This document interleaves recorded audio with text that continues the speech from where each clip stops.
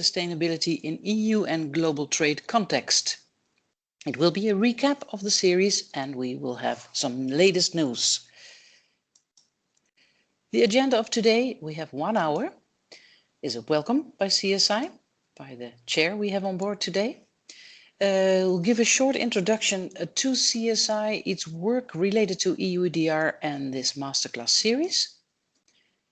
As said, a recap of the former 5 episodes and an extensive update on EUDR related developments since the summer when we last saw each other. Because there's a new proposal on the table and there's a reactions and there is a process going on. We will have a small bonus at the end and we'll do a closure of the webinar and closure of the recording then. And for those of you who have some time, you can stay 15 minutes longer if you have questions. So we're not sure if we will be able to do this within the hour, but we could stay 15 minutes longer for questions if you have them. So I'd like to give the floor to Lieven Kallewaert, Chair of the CSI. Thanks, Helene. And also from my end, my name is Lieven Kallewaert. I'm Chairman of CSI. And it's a pleasure to welcome you here. This is the last session, as Helene said, of the masterclass. I think it was a success. If you see the numbers of participants we had over the last months, it started in April and it will end now. Today is a little bit a session where there will be some, let's say, summaries of all the findings of the last months, updates on EUDR. A lot of things are moving, you all know it, and the people of CSI are very closely related to this and are in the committees and can brief you about the latest updates. And of course, we would like to stay connected with you in the future so that you can continue to benefit from what we are doing at CSI. But maybe good to repeat a little bit what is CSI, the Collaborative Soy Initiative. We started more than 5 years ago already, and our vision is 100% conversion-free sustainable soy production and uptake on a global scale.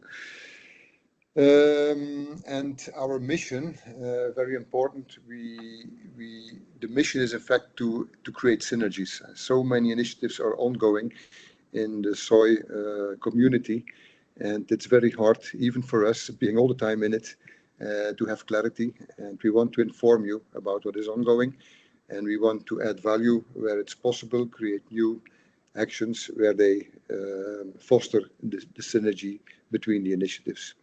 And to give you a little bit an idea of the things we've done in the past, we started with what we called meta meetings. It were closed meetings with specialists. We brought together specialists in Europe, with Latin America, and we discussed about the needs, about how we can move faster forward to achieve this vision.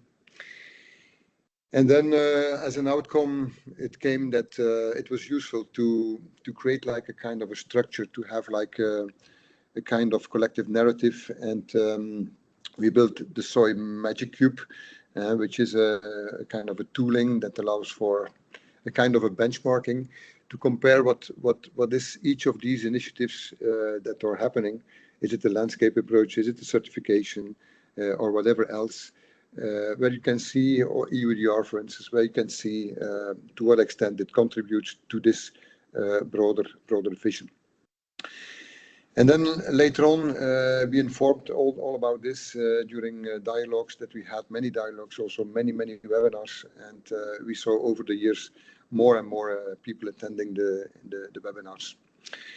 All this information is summarized or is available on a hub, the info hub. You can go to the website of the Collaborative Soy Initiative, choose the hub, and there you will see everything is really classified in categories. It can be very useful for you to find information relevant for your applications. And one of the latest developments, of course, is related to the EUDR. Many companies, many stakeholders, many associations are struggling how to become compliant, what do we need to do, can you help us? So we created a guidance now. Version 2.2 is available, and this is also very useful for the stakeholders as a kind of reference. Next one, Helene. So as you see, it's important for us that we can build bridges, that we can go beyond the silos. So many things are happening, but we don't believe so. It's not good to work in the different silos, to work like in your perimeter, and we really want to bridge those. And we hope we can continue to play this role for the soy community. And thank you all for being here, and we look forward to continue our fruitful collaboration with you. Please, Helene. Thank you, Lieven. So maybe repetitive a little bit, but I would just wanted to visually also show what we have, a broad range of knowledge and dialogue tools. The masterclass series you're in now, the meta meetings mentioned, information webinars. For example, the Magic Cube, here you have an example of how multicolored solutions can create impact together. And we have done EU law related webinars since 2022 when the law was not yet there, but it was already announced as a Superman to come and solve many issues that we were trying to tackle with a combination, let's say, of voluntary tools. And also later on, we did, as said, webinars from the beginning in 2019, meta meetings and closed meetings and also open meetings. So this resulted, as Lieven said, in also placing the EUDR as one of the elements in soy policy and guiding on that with our EU compliant soy with impact guidance. Actually, this has 5 or 6 elements, you could say. The wrist, know your compliance basics. And the thumb, do not implement EUDR in isolation. And the finger, establish robust due diligence processes. Press for broader sustainability values. Credibly verify all supply if you can, and support landscapes within but also beyond your own supply base. This is also a basis, let's say, for the current masterclass series. In the Info Hub, you can find our own materials under CSI own materials, including this guidance and also the earlier outputs. And we also have a specific section on policy-related info, including the European Union with the relevant EUDR materials. Why this masterclass series then? Because we do unite a wealth of knowledge on soy sustainability in the materials you just saw. And the EUDR should offer a level playing field, but it also has led to many challenges in the sector that you're probably very well aware of. So we try to provide guidance on a robust soy sustainability policy in this new context, integrating it in your policy. Complex as it may be, but we hope to be supportive there. So we seek to disseminate our insights to both starters and more experienced professionals on board, and support the sector in keeping its eyes on the long-term horizon with a robust policy and with tools to navigate the turbulent waves. So before we start as well, on a recap, another acknowledgement. We said that before, but this masterclass series is facilitated by us, of course, but supported by a WWF project, which again is supported by GIZ AgriChains on behalf of the German Federal Ministry for Economic Cooperation and Development, BMZ. And it also receives additional in-kind support from the GMP Plus Academy and additional publicity support of IUCN and others, but as well many board members and observers and peers of the Collaborative Soy Initiative have contributed to the content of this series. We've had around 200 soy professionals joined throughout the lecture. Many from the Feed Professionals Network of GMP Plus and other CSI partners. And without you, it wouldn't be possible. So thanks for joining.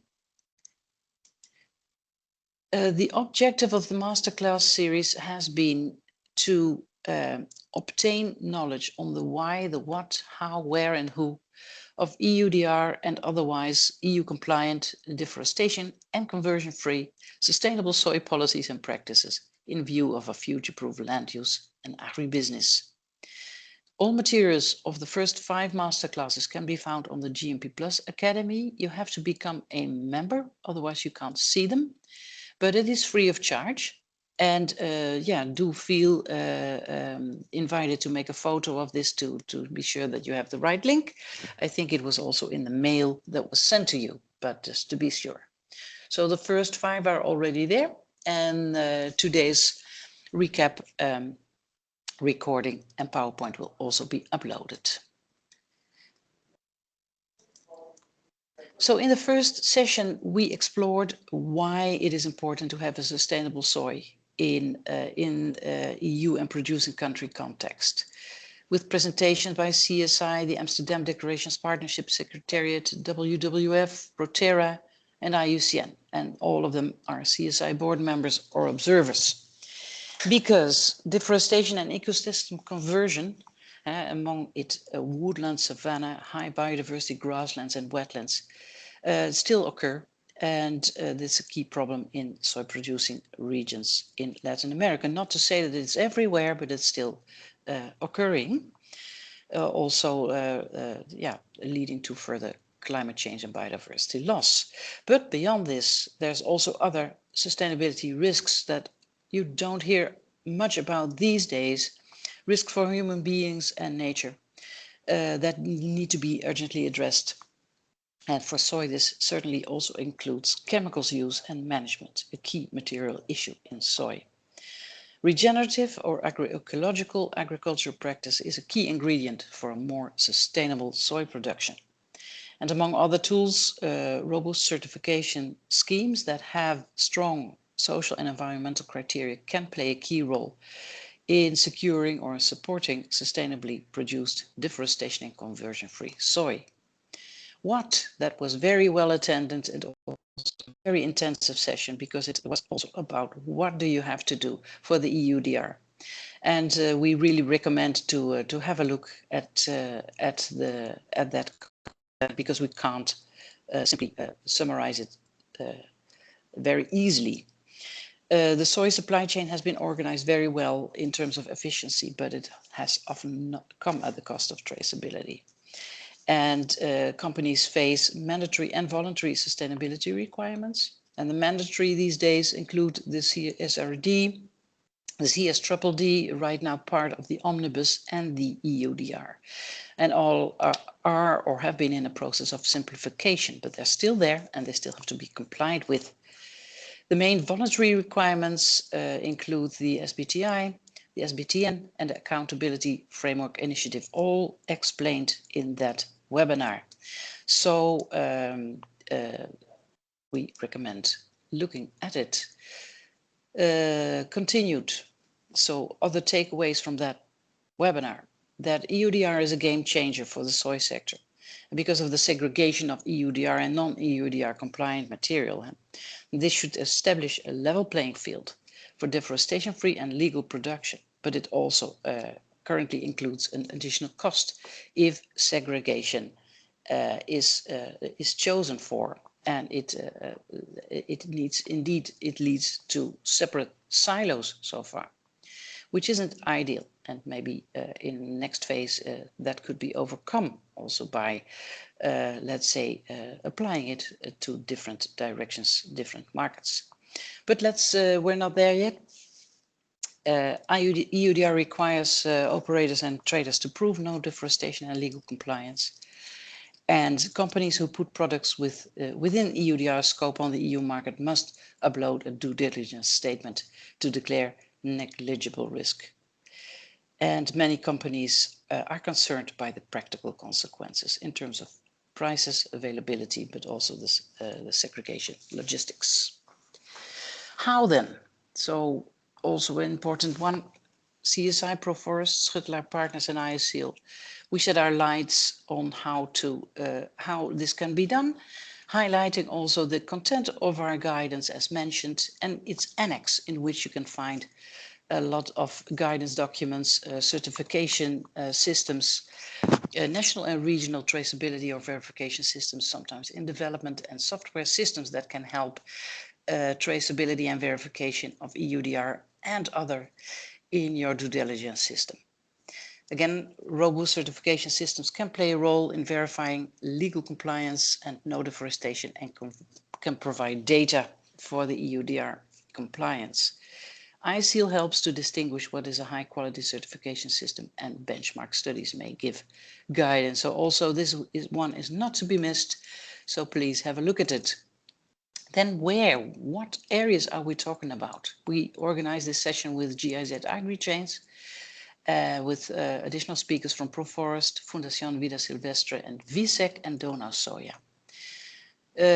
So different soy producing regions presented their challenges with compliance with the EUDR. And we also learned how they organize. We gave attention to what happens in the Cerrado in Brazil, where among others, GIZ AgriChains does supportive work to prepare for EUDR, and there's many other actors on board there. And the Gran Chaco in Argentina, where VSEC is aligning soy stakeholders with a collective system for traceability and basic verification of deforestation and the legal status of area of production, and it's also applicable to the whole soy sector and actually to the beef sector in Argentina. And we had attention for the European producing countries and showed also how Donau Soya is preparing production for EUDR alignment as an example of how mandatory and voluntary systems come together. Who then, last but not least in this series, who are the key actors that we need on board to make this a success? The EUDR compliant and sustainable soy. We mentioned the European Soy Monitor, which is a key resource to better understand what the European countries have been doing so far for soy sustainability, mostly in the terms of certification, but also in terms of other sustainability initiatives. And we talked about incentives and in the framework of the work, for example, of IDH, working in landscape initiatives, where they work with multiple stakeholders to achieve landscape success. And the Responsible Commodity Facility in Brazil is an example how the financial sector and the financial incentives can support in halting conversion of ecosystems and promoting reforestation. I must say it is mainly Rabobank, I think, and also to major retailers on board of that facility. Interesting to see. And last but not least, Pro Jungas from Argentina, an expert really from the field. He told about his engagement with soy farmers to become certified RTRS or CRS, and he talked about the technical and market challenges involved. So very diverse webinar as well. Have a look at it. So again, it can all be found on the GMP Plus Academy. Over to Doutzen Wagenaar for updates on the EUDR. Doutzen, the floor is yours. Yeah, thank you, Helene, and hi everyone. Good to be back. Good to see you again. Yeah, since we last saw each other in June, EUDR has almost constantly been on the agenda, you could say. And in parallel, different things were happening.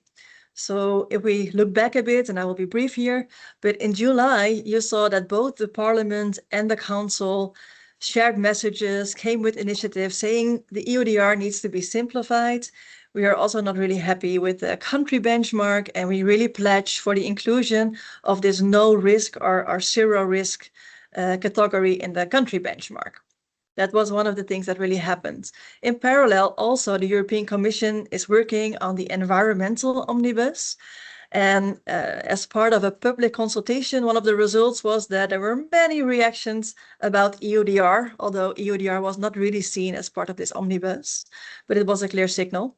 And also, again, in parallel, there were many trade negotiations with different countries and economic blocs, where also deforestation and specifically EUDR was really on the table. So things were going on already a bit, but actually until the 23rd of September, everything seemed in order for actual implementation of the EUDR as of the 30th of December 2025 without many major changes. However, then the 23rd of September came, and I think that moment was kind of a game changer, because then the European Commission sent a letter to the European Parliament saying we would pledge for a 1-year delay of the EUDR. Again, you could say. And the main reason that they cite in this letter is that the IT system, so the European Union Information System, was not ready to deal with such huge amounts of due diligence statements and polygons in that sense. So the amount of data to be expected was a lot bigger than they expected, and hence they felt we need to do something because we are, the IT system is not ready.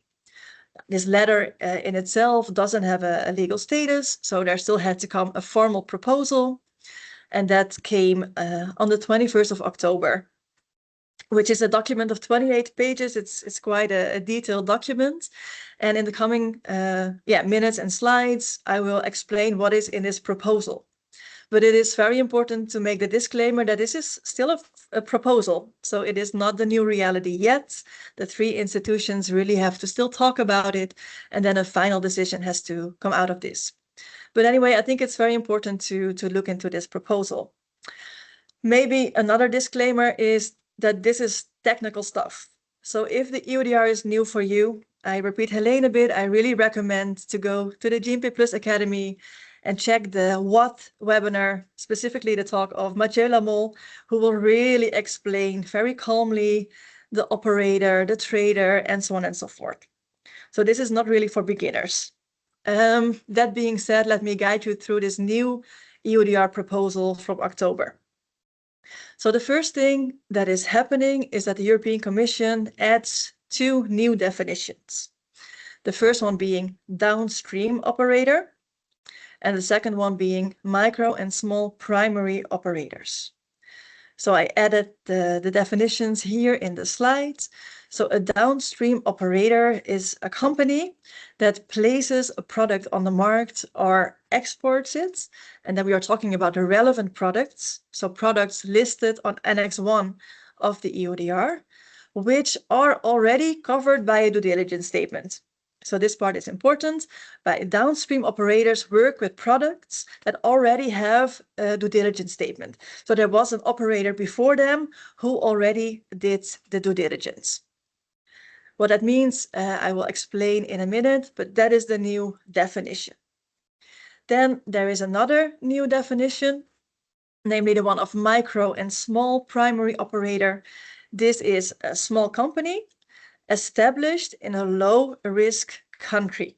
So then you would have to go back to the country benchmark, identifying the low-risk countries, and the very small companies from those countries are in this definition. So they are micro and small primary operators. And they have a bit of a different regime, as we will see next. So 2 new definitions. Let's go to the next slide. Maybe that's good to also still add. So we already had an operator. So the definition of the operator is now also adjusted, meaning an operator is a company that places a product on the market or exports it, excluding the downstream operators. Okay, next.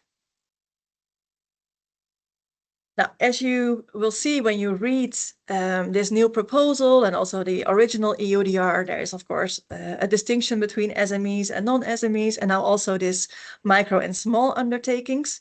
So we thought, let's go back to the original accounting directives to really add what that means. So these figures are just handy for you to have. So when you download the slides later, you will have them. So there is an accounting directive. That directive is from 2013, but in 2023, these numbers are updated to cover for inflation. So in 2023, there has been a delegated act, number 2775 to be precisely, and it corrected all these figures with 25% for inflation. But this is just handy to know what are we talking about when we talk about micro or small or medium undertakings. All right, let's go to the next one. All right, so what we'd like to do here is to explain what do operators have to do according to this new proposal. Now, the operator, as we already knew it, so excluding this new category of downstream operators, they still have to do what they already had to do before. So they still have to collect all the information, collect the polygons, execute their due diligence, and when they've done that, submit a due diligence statement to the European Union Information System. This is exactly what it was before. It didn't change. And if you would like to know what is in this due diligence statement, then Annex 2 of the original EUDR is really your reference. And in contrast to this letter that I mentioned before, the deadline is still the same. So 30 December 2025.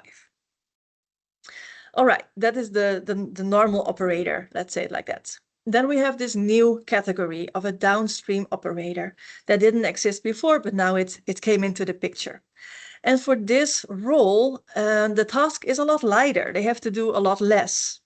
So what is most important for this role is that they keep this paper trail, you could say, intact. So they need to collect the information about and from their suppliers and also about the customer who will receive the relevant product. And they have to make sure that the due diligence reference numbers are passed over to the next company in the chain.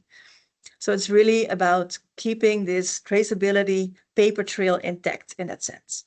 But in a way, this due diligence obligation that they had is a lot more relaxed, you could say.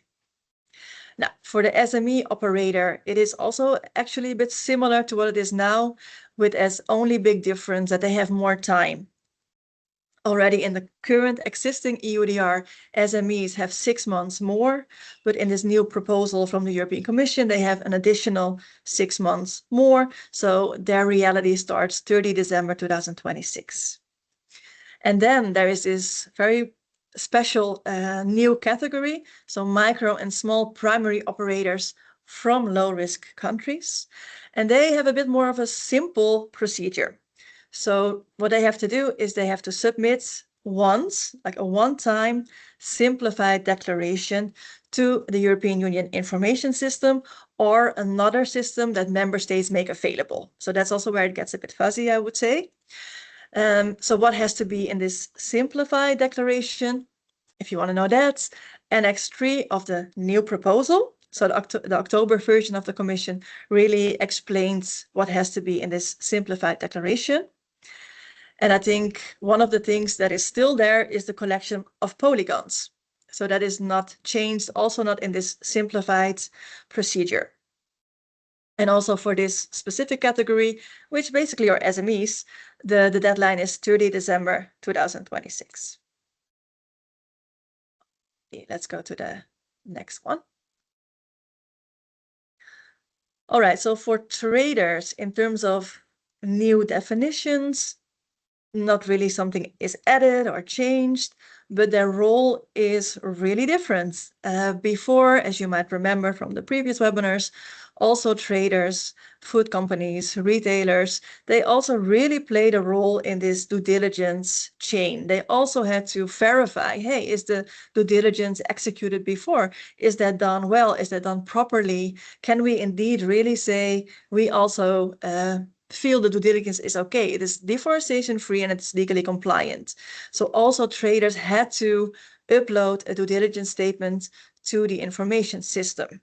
And that changes. So the role of the trader also really changes, and it's the same as the one of the downstream operator.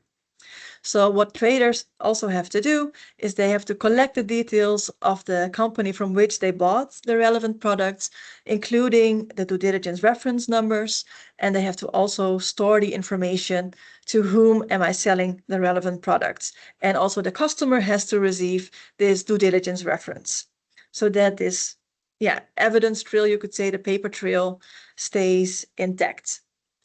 I think it's also important to mention that both the downstream operators and the traders, they still have to make a profile in the European Union information system so that they exist, but they don't have to actively upload any due diligence statement.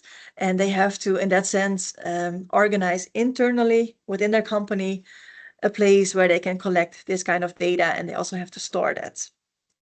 So I think that is what traders have to do. So the role of traders in that sense, and this is traders defined in the EUDR. So don't confuse that with traders as we would use in daily language. It's a bit different, but they have really a different role in this proposal. Let's go to the next slide. So what would that then mean in practice? So we try to add a practical example where there is a company in Ivory Coast who is producing cocoa. It's actually papaya in the picture, but let's assume this is cocoa. And there is a company in France who is importing this cocoa and hence places it on the market for the first time. And hence it is an operator. And let's assume we are now in the old situation, so in the current EUDR as we know it. Then company B is an operator, hence it has to do due diligence, upload a due diligence statement, and really make sure that this cocoa was produced deforestation-free and in line with the legal compliance. Now, when company B is selling this cocoa to company C in the Netherlands, and this company is making smaller chocolate chips that is then sold to company D, who is making cookies. Now, also company C in the current or the old EUDR is an operator because company C is placing a new product on the market, not cocoa, but chocolate chips, both on Annex 1. So they would both be an operator, and hence they both would have to do due diligence, upload the due diligence statement, the whole thing, you could say. So that was the old situation. If we now go to the new proposal, then we have to do a next slide. Yeah, exactly. So if we would think of the new proposal of the European Commission, then the life of company C would be substantially easier because they would now be a downstream operator, which means that they can really rely on what company B has already done. They need to still collect information from the company B, the due diligence reference number, and they also have to, well, in this case not, but they have to have this paper trail in order, but they don't have to really do their due diligence themselves. So the life of them is easier in that sense. All right, I hope this is clear. Let's go to the next one.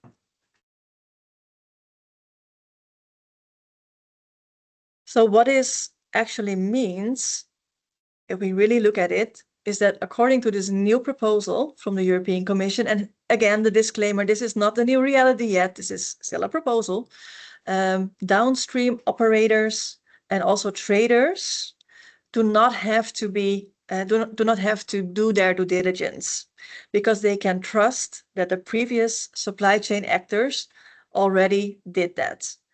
However, and this is a very important thing, I think, when the European Commission presented this new proposal to the specific group that they always talk with, they had in the slides a sentence that also these downstream operators and also these traders maintain a limited liability to take steps, to take action, if they are aware, like, oh, there are really risks of illegality or deforestation when I buy from this and this company or from this and this origin.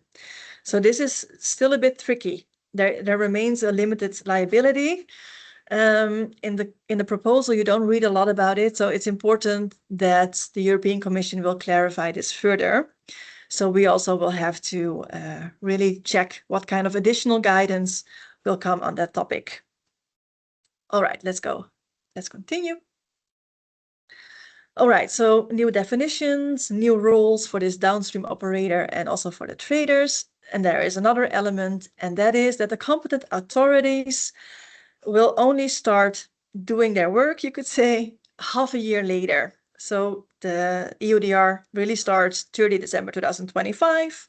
The competent authorities, though, will start verifying compliance as of 30 June 2026 for the bigger group, for the big companies, and 30 December 2026 for the small companies. Which means in a way that there is a 6 months period where companies can, test a bit the system, see what's going well, what's going not well. So that's a bit of a strange 6 months, I would say. In a way, it's a delay, but also not. So this is also tricky, I think. What also is mentioned in the proposal is that if there is really a clear signal that there is non-compliance already in this first 6 months, then the competent authorities can still go there and they can say, hey, we issue a warning and you have to do some improvements. We have some recommendations for you. But these first 6 months, really controls or penalties seem to be absent. All right. So those were, I think, the most critical elements from this proposal that came in October. Again, it's only a proposal. It still has to be discussed, and it has to be discussed by the Council, the Parliament, and the Commission.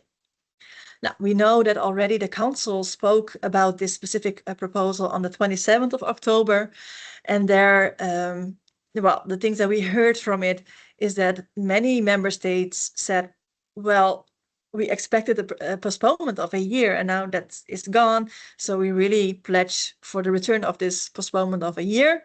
And also this rumors that were there before of we are really in need of a zero risk category. So no risk instead of this new proposal. So what will happen now is that the current presidency of the European Council, Denmark, will create a new mandate for the Council to negotiate in the trialogue about this new proposal. And actually the same will happen about the European Parliament.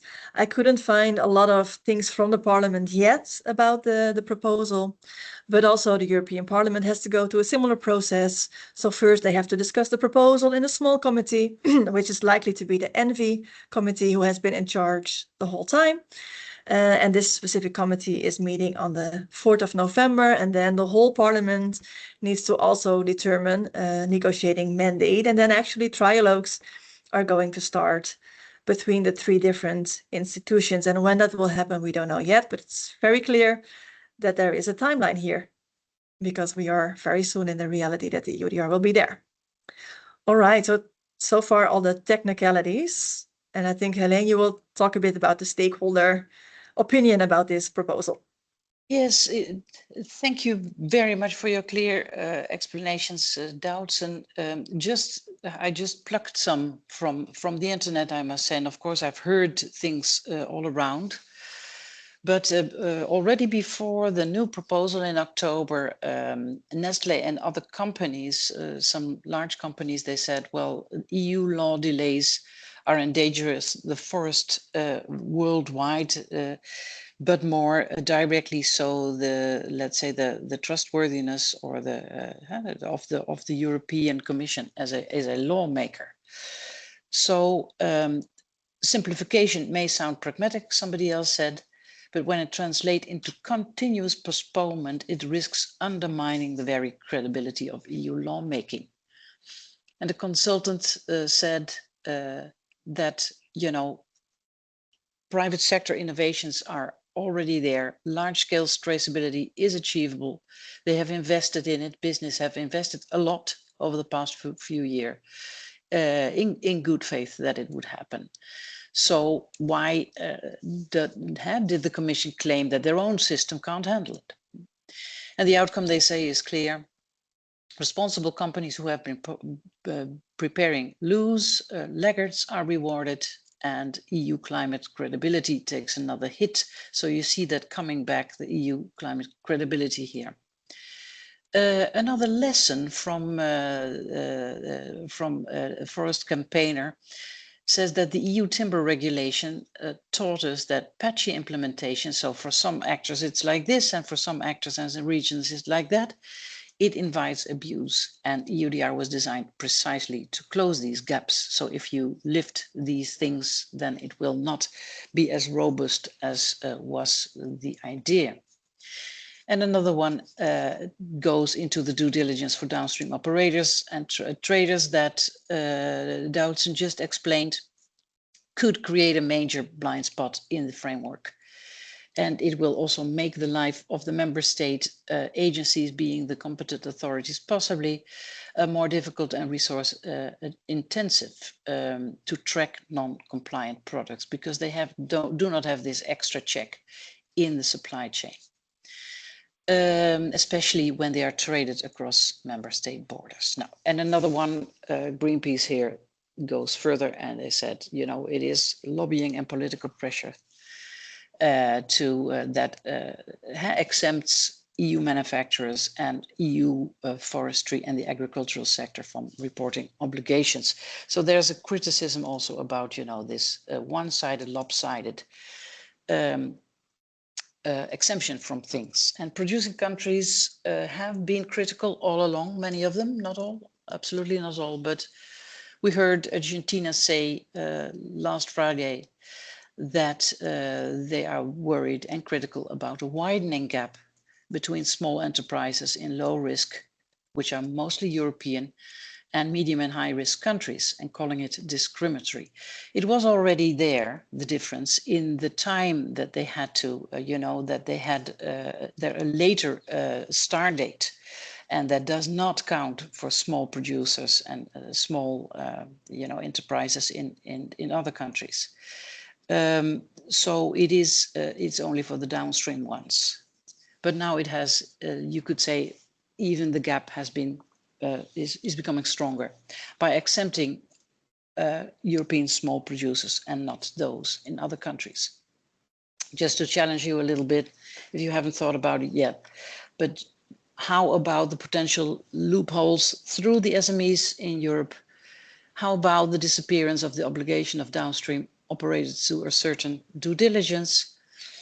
And if this was a key element of the EUDR supply chain responsibility, question also that I'm personally struggling with, but can it be done without doubling work? Of course, doubling work is not very good, but and the IT admin burden, which may be there, but is there a way in which you know you can maintain the full supply chain responsibility without the extra burden? Question, open question, I would say. Maybe the Commission will guide us on that, and if not, we should do it ourselves. So now the Commission, Council and Parliament will need to agree. The Commission still aims for implementation on 30 December from non-SMEs and non-micro enterprises, and 30 December 26 for the latter. And this includes the submission of due diligence statements. Again, maybe repetitive, but important to say that authorities will not check or fine companies in the first 6 months, which is a de facto delay, even if the above process is set in motion. However, it may give stakeholders who were not ready a chance to catch up. But there is insecurity also. We heard complaints about insecurity. What about the law having been set in motion, checks not being there? But if the checks after June, they find that there was non-compliance with the EUDR, what? So that's still not 100% clear. So there are some legal issues to still be clarified. So we thought, you know, we wanted to update you on the EUDR developments, but we decided as CSI to offer you a bonus webinar when this is clarified, at least more clear. A webinar to inform you with the result of the EUDR negotiations that we just mentioned, and we plan it before Christmas. We'll send a mail to all of you who have subscribed for one or more of the masterclasses, so that is about 200 people, and maybe wider, also invite people to join. So stay tuned, we say, while navigating these bumpy waves, and let us keep our eyes on the horizon of what a future-proof soy policy and practice require over time, because that's what we are for. The Collaborative Soy Initiative would like to help you maintain your eyes on the horizon, as said before. So thanks for joining this masterclass series. We need your support to do this kind of work. And we would also invite you and thank you and invite you to join us as an implementing partner in 2026. I see that we still have time. We really went fast, challenged by the number of slides, but we did well, so we still have time within the hour to discuss some questions with you if you want. I'll stop share and we stop the recording. Thank you.